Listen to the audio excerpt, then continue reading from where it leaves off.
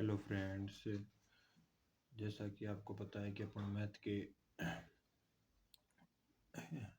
एक एक करके सभी टॉपिक डिस्कस करते जा रहे हैं। तो अभी अपन बेसिक टॉपिक जो कैलकुलस में काम में आते हैं अपने तो उनमें सबसे जो है बेसिक टॉपिक है उनको अपन देख रहे हैं। तो आज देखिए एक अपना छोटा सा टॉपिक है भाज्यता के नियम, रूल ऑफ डिविजिबिलिटी। ठीक है, तो हालांकि इसका कोई ऐसे मानिए कि कोई क्वेश्चन नहीं आता, लेकिन कैलकुलेशन करने में सबसे इतना आपको इफेक्ट ये डालेगा और बढ़िया रहेगा। तो वो देखिए, जैसे मान लीजिए कि ऑप्शन एलिमिनेट करने में, और जैसे ये आपके क्षेत्रमिति के जो भी क्वेश्चन है, आयतन है, क्षेत्रफल है, वहाँ पर बड़ी बड़ी मल्टीप्लिकेशन आते हैं और बड़ी बड़ी कैलकुलेशन में जो है ये बहुत हेल्प करता है। ठीक है, तो सबसे पहले जो देखते हैं अपन, वो देखते हैं कि दो के लिए भाज्यता का नियम। ठीक है, तो दो के लिए तो सिंपल सी बात है कि कोई भी संख्या यदि सम संख्या है, यानी कि उसके पीछे 2, 4, 6, 8 है ना, 10 जो भी है, जिनमें दो का पूरा पूरा भाग चल जाए, तो वो कोई भी संख्या है। तो वो जैसे मान लीजिए कि दो, अपन एग्जांपल ले लेते हैं। एक तो मान लीजिए कि 174 है और एक 289। अब देखते ही पता चल रहा है कि ये है सम संख्या और ये है विषम संख्या। ठीक है, ये है ओड या विषम। ठीक है, तो इसमें जो है दो का पूरा पूरा भाग चल जाएगा, क्योंकि पीछे जो अंक है 4, उसमें दो का भाग जा रहा है, लेकिन इसमें नहीं जा पाएगा। ठीक है, इसी प्रकार से जैसे 3, 5, 7, 8, 6, 2, 4, एक इतनी बड़ी संख्या है। अब इसमें क्या दो का पूरा पूरा भाग जा रहा है। ठीक है, तो इसमें दो का पूरा पूरा भाग जाने से मतलब ये है कि जैसे मान लीजिए कोई संख्या बड़ी संख्या है और उसके पीछे का अंक ये है 2 या सम संख्या है, तो उसको अपन जैसे भाग दे रहे हैं, तो क्या उस संख्या का पूरा पूरा भाग उसमें जाएगा। तो ये अपन आइडिया लगा लेते हैं। ठीक है, तो ये हो जाएगा। इसके बाद में अपन जो है 3 या 9 के लिए देखते हैं। ठीक है, दूसरा 3 या 9 के लिए। ठीक है, तो इसमें सीधा सीधा से ये है कि कोई भी यदि संख्या आपको दी हुई है, तो उस संख्या का योग कीजिए और उस योग या टोटल या सम में 3 का भाग जाता है, 9 का भाग जाता है, तो उस संख्या में भी 3 या 9 का भाग जाएगा। जैसे मान लीजिए ये यही कोई संख्या है अपनी, 5 और 3 8, 8 और 7 15, 15 और 8 23, 23 और 6 29, तो 31 और 4 35। क्या 35 में 3 का भाग जाता है? नहीं जाता है, तो यह संख्या 3 से डिविजिबल नहीं है। तो 3 से यदि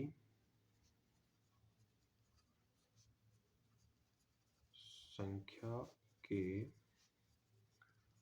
अंकों के योग में 3 या 9 का भाग जाता है।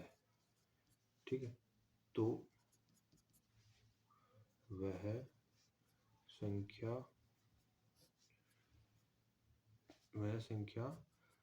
3 या 9 से विभाज्य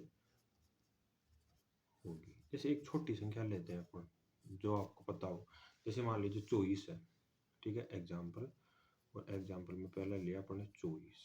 ठीक है, 24 ये संख्या ले ली, इसके अंकों का योग 4 और 2 6, टोटल आ गया 6। और इसमें अपन यदि 3 का भाग दे तो पूरा पूरा जा रहा है, तो ये बोल सकते हैं कि यह संख्या 3 से डिविजिबल है। और यदि देखते हो आप, तो 8 बारी पूरा पूरा भाग जा रहा है। ठीक है, तो ये अपन ने देख लिया। अब जैसे और एक एग्जाम्पल ले लीजिए आप, सेकंड।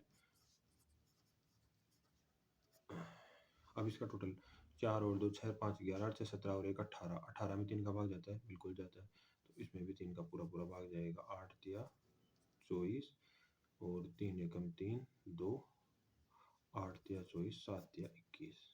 ठीक है, पूरा पूरा। अब अपन इसके आगे चलते हैं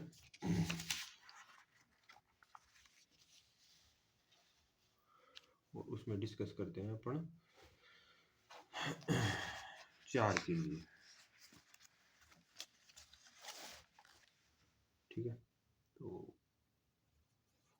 4 के लिए, 4 के लिए क्या है, तो जैसे मान लीजिए आप ये सोचो कि सम संख्या है 4 भी और 2 भी, जिस संख्या में 2 का भाग जाएगा उसमें 4 का भाग जाएगा नहीं, ये गलत हो जाएगा। तो 4 के लिए कम से कम उस संख्या के लास्ट के 2 डिजिट का हमें पता लगाना पड़ेगा। जैसे मान लीजिए अभी 2 का भाग दिया था, वो संख्या है, यही संख्या थी 3, 5, 7, 8, 6, 2, 4। ठीक है, इसमें क्या 4 का भाग जाता है? नहीं जाता है। तो पीछे के जो 2 अंक हैं उनमें 4 का भाग जाता है, तो उस पूरी संख्या में 4 का भाग जाएगा, अदरवाइज नहीं जाएगा। तो क्या 24 में 4 का भाग जाता है? जी बिल्कुल जाता है, तो इस संख्या में पूरा भाग जाएगा। देख लेते हैं, 8 चौक 32, 3 बचे और 3 बचे तो 37 हो गए, 8 चौक 32, 5 बचे और 58, 5, 8 चौक 32 और 9 चौक 36,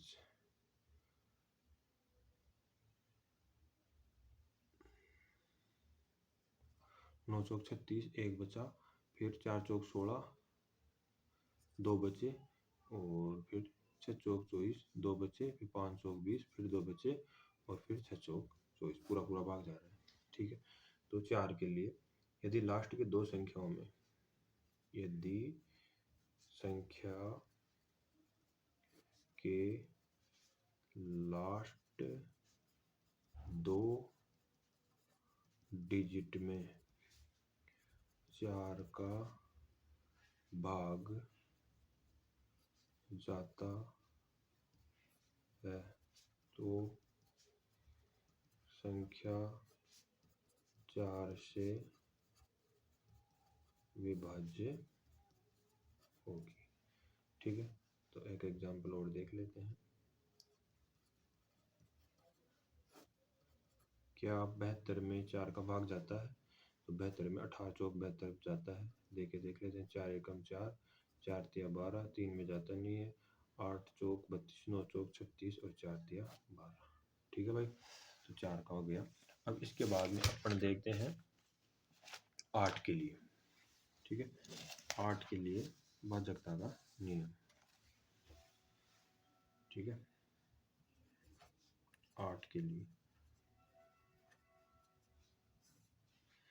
ठीक है, तो 8 के लिए सीधा सीधा सा एक रूल है कि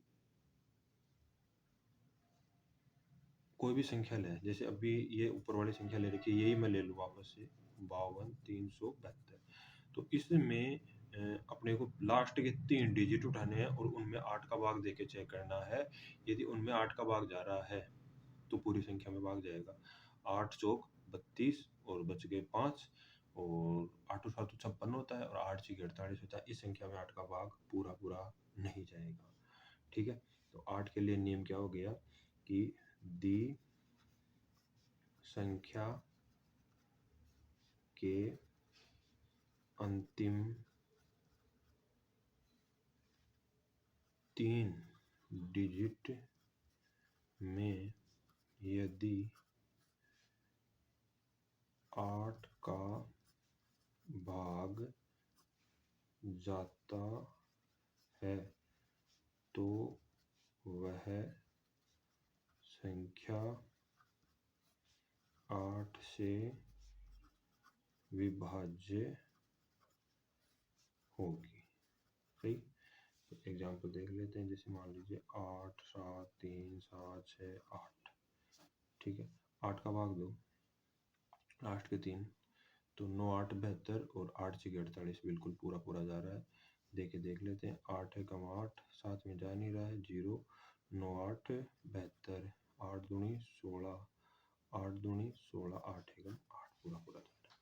ठीक है, तो ये हो जाएगा। अब इसके बाद में अपने जो है इम्पोर्टेंट और खूब बारी काम में आता है, वो कौन सा है वो देखते हैं। ठीक है, तो वो जो है अपना वो है 11 के लिए, 11 के लिए। ठीक है, 11 के लिए, अब 11 के लिए 2 सिस्टम है। जैसे मान लीजिए मैं एक संख्या ले लेता हूँ और उस संख्या को लेके और आपको समझाता हूँ। जैसे ये 7 6 5 8 9 6 8 और 9। सही। तो एक तो इसमें ये है कि आप एक नंबर शुरू वाला नंबर फिर उसके बाद में अल्टरनेट बोल सकते हैं। एक नंबर शुरू वाला ले लिया, फिर उससे आगे वाला छोड़ दो, फिर उससे आगे वाला नंबर यूँ ले लो। ठीक है। और नीचे वाला ऐसे ही। अब ऊपर वाले जो अल्टरनेट आपने जो एक एक छोड़ के नंबर लिए हैं उनका टोटल करो। 7 और 5 12, 12 और 9 21, 21 और 8 29। ठीक है। तो ऊपर वाले का तो आ गया 29। नीचे 8 और 6 14, 14 और 6 20 और 9 29। ठीक है। या तो इनका डिफरेंस कैसा आना चाहिए, 0, या 11 का कोई भी गुणज हो, 11 हो 22 हो। ठीक है। यदि ये आ जाता है दी हुई संख्या, उसमें से अल्टरनेट नंबर और उनका टोटल करना है। नीचे वाले जो मतलब एक छोड़ के दूसरे वाले जो नंबर है उनका, और उन दोनों का डिफरेंस यदि 0 आ जाए या फिर 11 को कोई गुणज आ जाए तो क्या होगा, वह संख्या 11 से विभाजित होगी।